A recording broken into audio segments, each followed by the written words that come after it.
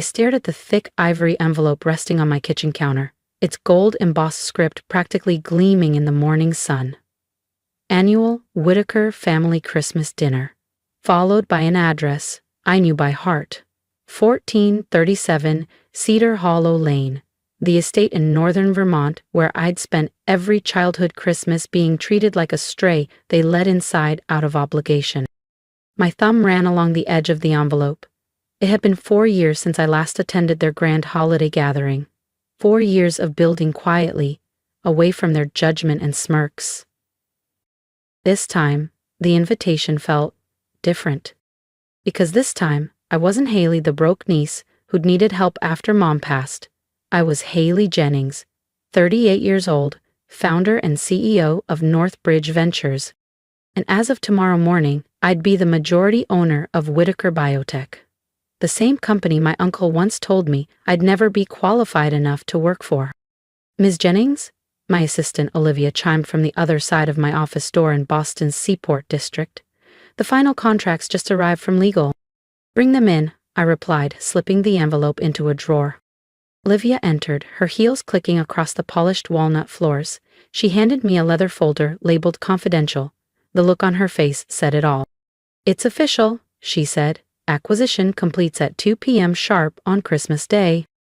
I opened the folder and scanned the agreement. My signature would finalize the quiet buyout that Whitaker Biotech never saw coming through 3 shell companies, all tied back to Northbridge.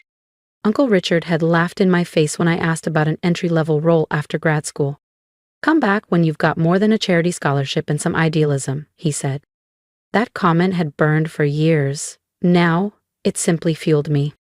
Olivia, I said as I signed the last page, clear my schedule for Christmas Day. She blinked. The Whitaker dinner? Oh yes, I said, my smile calm and steady. It's time they saw what I've done with my life. That morning, I chose a charcoal gray wool coat and understated boots. Clean, quiet, unimpressive at first glance. Let them assume I was still the same. Because when my black car pulled up to their circular drive at 1:58 p.m., the timing and the truth would be perfect. As I pulled up to the estate in my unremarkable gray sedan, not the sleek Jaguar I usually drove, memories came rushing back. Every cold Christmas dinner, every backhanded comment, every subtle reminder that I wasn't one of them.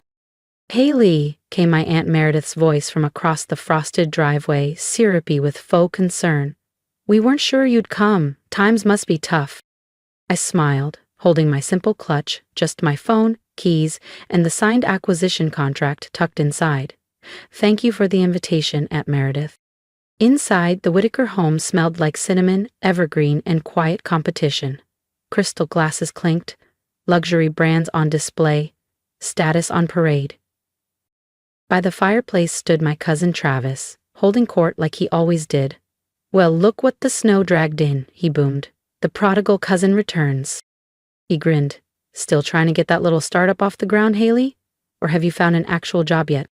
I kept my expression calm. He didn't know that in less than an hour, his job at Whitaker Biotech would effectively report to me. I'm managing, I replied simply, settling into the familiar role of the overlooked one. Uncle Richard approached with a glass of scotch. Didn't expect to see you here. I suppose a free meal's hard to pass up. Laughter buzzed from the table. I said nothing, just took my place. Same chair every year, near the kitchen doors. Always close to the help, out of view. Dinner began with Meredith detailing how their turkey had been prepared by a private chef from Provence. The conversation drifted around vacation homes, stock tips, and inheritance plans. Speaking of business, Travis declared, Dad's firm just closed a huge acquisition. Whitaker's about to double its size. I bit back a smile. That deal? A carefully orchestrated distraction. Meanwhile, Northbridge Ventures had quietly acquired controlling shares. Mine. Jessica, his sister, smirked across the table. Still living off old scholarships and favors? I heard you were scoping out East Side condos. Bit above your pay grade, isn't it? I glanced at my watch. 1:58 p.m. Almost there. If you need help finding something more realistic, Travis said, swirling his Bordeaux, I know a few affordable options. 2:00 p.m. The doorbell rang. A hush fell.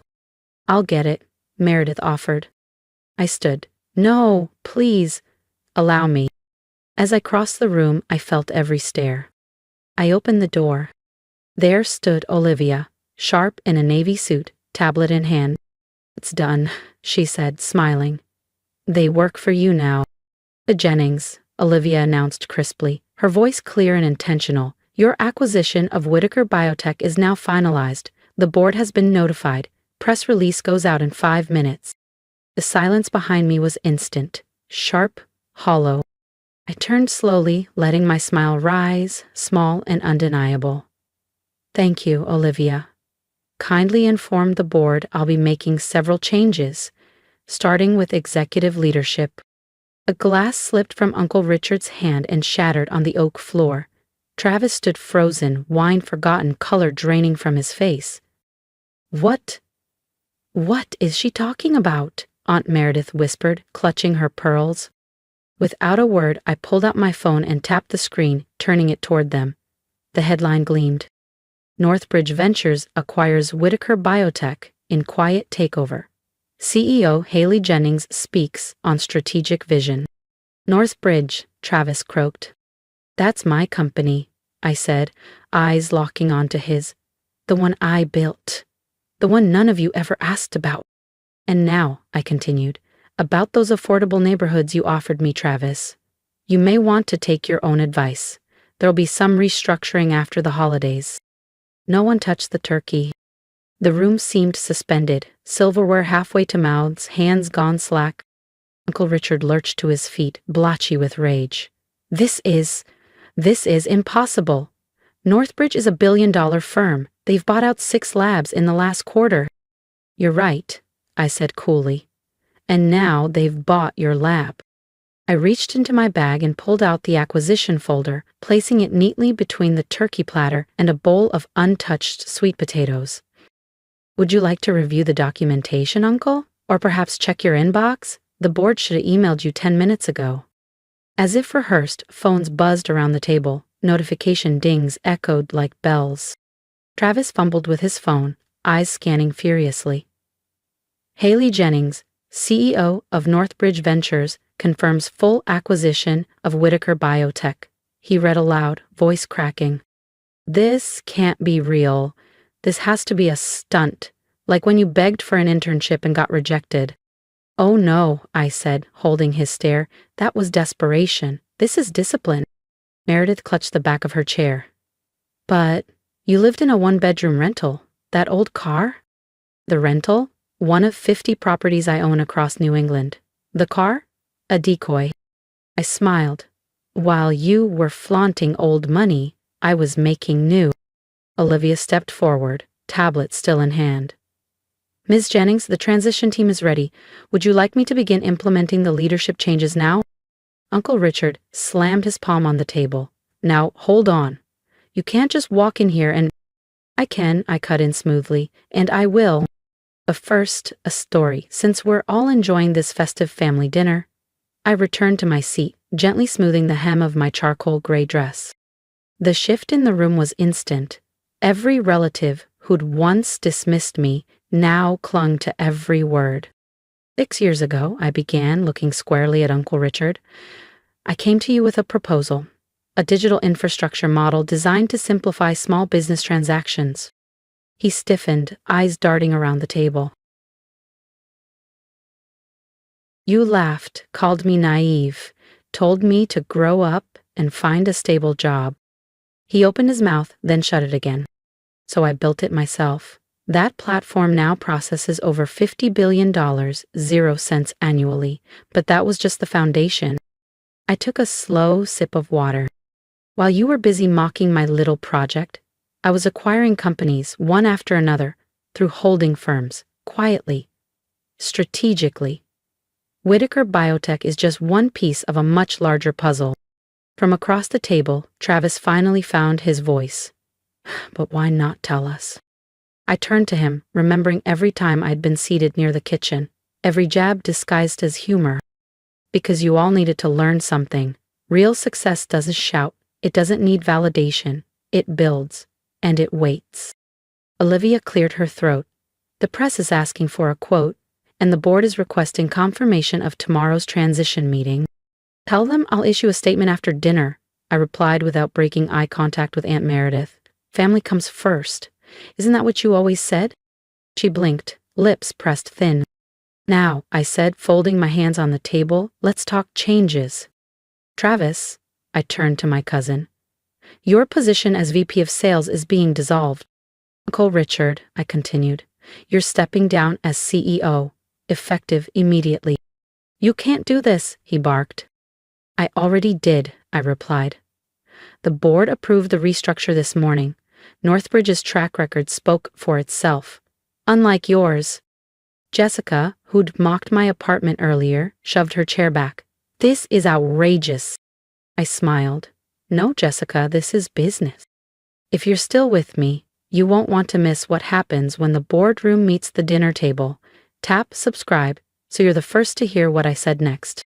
I'm calling our lawyers, Uncle Richard growled, his voice shaky with disbelief. Feel free, I said, smiling. They've already reviewed and approved the acquisition. I let the moment breathe, then added, but while you're at it, you might want to call a recruiter too. Your position is also being eliminated. The room exploded. Chairs scraped. Voices rose in protest. Shouts of, "This is outrageous," tangled with threats of lawsuits and desperate pleas for reconsideration. I sat still, calm in the center of chaos, remembering all the Christmases I'd been talked over, dismissed, and humiliated, smiling while they reminded me I didn't belong. Olivia stepped forward, her voice low. Would you like security on standby? That won't be necessary, I said, raising my voice just enough. My family may have forgotten their manners, but I trust they can handle this professionally. Can't you? Silence dropped like a curtain. I rose from my seat, adjusting my charcoal gray dress. Now, I believe there's dessert. Meredith always serves her famous apple pie, though I imagine the bakery on Main Street deserves the real credit. And Meredith's face went pale. One more thing before we continue, I said, reaching into my bag. I pulled out a neat stack of envelopes. I have something for each of you. Severance packages, NDAs, and formal terms for your departures. Gasps rippled across the table as I began passing them out. The terms are fair, more generous than anything you ever offered me. You have until the end of dinner to decide. Hands trembled, forks were abandoned. The only thing being consumed now was reality. Oh, and those NDAs, I added casually, they cover social media, so I'd suggest deleting those posts about my failed career before midnight. Travis looked up, pale. You knew about those? I know everything, I said quietly. It's a skill you develop when no one's watching you, because they think you're no one. The rest of the meal passed in brittle silence. No one touched the wine. The turkey sat untouched beside the cooling pie. The grandfather clock struck 4, its chimes cutting through the tension like a blade. I stood. You have until New Year's Day to clear out your offices. Generous, don't you think, considering how quickly you showed me the door 6 years ago? Uncle Richard, quiet until now, finally spoke, voice hoarse. Why, Haley? Why do all this? His voice no longer carried its usual arrogance. Haley, surely we can talk about this. We're family. I turned toward him, letting the word linger between us. Family, I echoed, my voice steady. Let's talk about family, Uncle Richard. When Aunt Lillian passed and I was drowning in Mom's hospital bills, where was family then? When I spent 3 months sleeping in my car while getting Northbridge off the ground? Did anyone notice? You slept in your car? Meredith gasped, her flawless exterior cracking. Why didn't you say something, she asked. Would you have listened? I replied gently. Or would it have just been more ammunition for your Sunday brunch gossip? The silence answered for them. Olivia stepped forward once more. M. Jennings, the board is requesting an immediate video conference. And Mr. Beck from the Wall Street Times is asking for an exclusive. I nodded.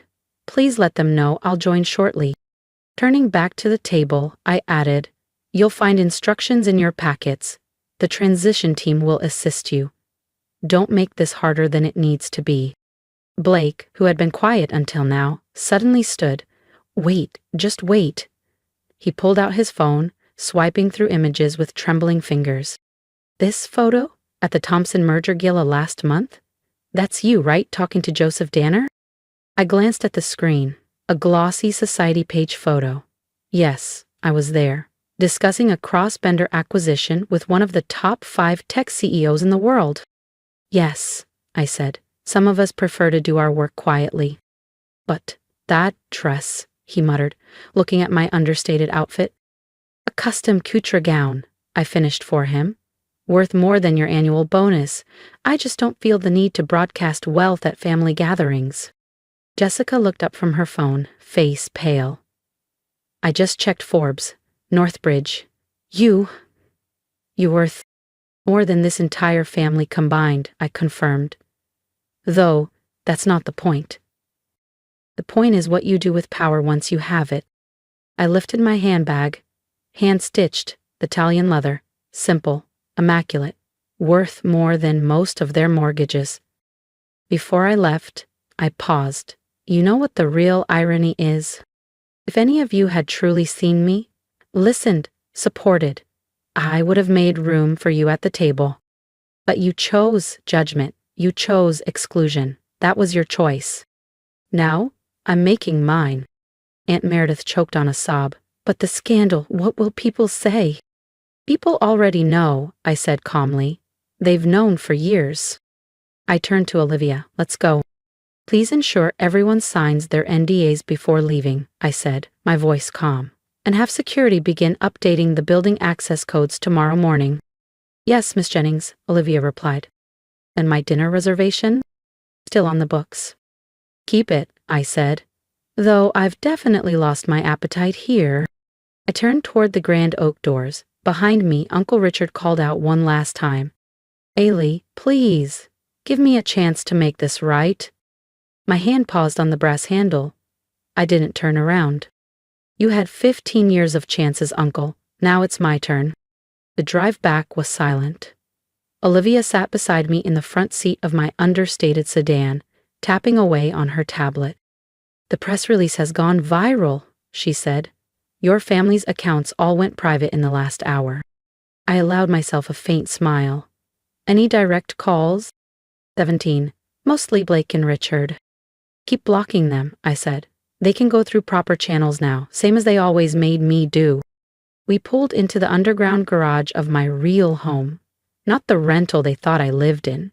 This was my penthouse, 12 floors above the city, built with every calculated move they never saw coming. In the private elevator, Olivia hesitated. Was it worth the wait? I looked at her, then out across the skyline as the doors opened. My grandmother used to say, "Success is the best revenge, but timing is everything." I stepped into the wide, glass-walled living room bathed in soft city light. "Send flowers to the family tomorrow," I said. "White lilies, Aunt Meredith's favorite." What should the card say? I paused, recalling years of passive-aggressive Christmas greetings, then smiled. "Keep it simple. Merry Christmas. Looking forward to a productive new year. Best regards, your new CEO." Tonight, I gave myself the gift they never could, respect. And it was priceless. If you've ever been dismissed, overlooked, or told you weren't enough, I see you. Tell me in the comments what moment made you fight back quietly like I did. I built everything they said I couldn't, and you can too. Your support reminds me I wasn't alone in that silence. So subscribe, share this story, and never forget, respect isn't given, it's earned. Be patient, be strategic, and when the time is right, don't just show up, take the lead, because success speaks loudest when it's backed by substance.